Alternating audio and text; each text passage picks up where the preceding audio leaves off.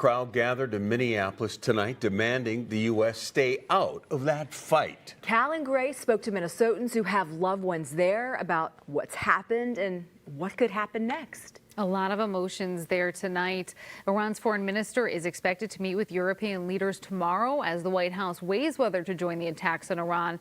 I spoke with people who have family there and in Israel, both worried about their loved ones tonight.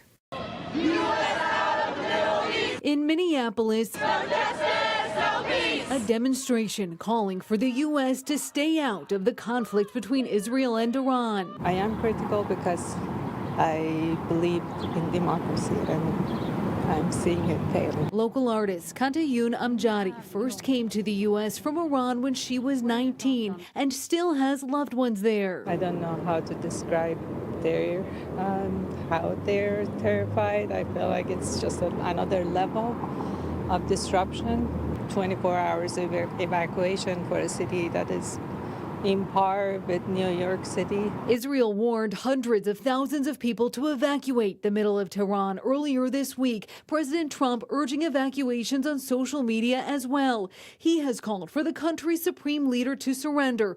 President Trump setting a 2-week deadline to make a decision on whether the U.S. military will get directly involved in the conflict. Hopefully, they will do whatever it takes to make sure that the Iranian nuclear threat is over. Sami Rahamin with the Jewish Community Relations Council of Minnesota and the Dakotas says his grandparents moved from Iran to Israel decades ago. His grandmother, now in her 90s, lives in an old Tel Aviv apartment. As the sirens have blared, waking people up 3 times in the night to go and seek shelter, she is basically stuck in an unprotected space, and we just have to pray for the best. He supports Israel's decision to attack Iran last week. Iran is a threat not just to Israel, but to the United States and really open society. But for Amjadi, I'm still processing. it's brought fear and anxiety. I feel like,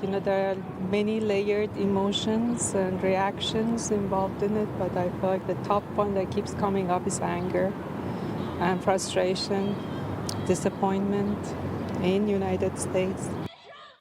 657 people have been killed in Iran since the bombing started, according to a human rights group tracking it. Israeli Emergency Services says 23 people have been killed there and more than 600 injured in Israel. As the situation escalates, American Airlines and United Airlines have now suspended flights to the Middle East. Developments coming in fast. Yeah. Thank you, Kel.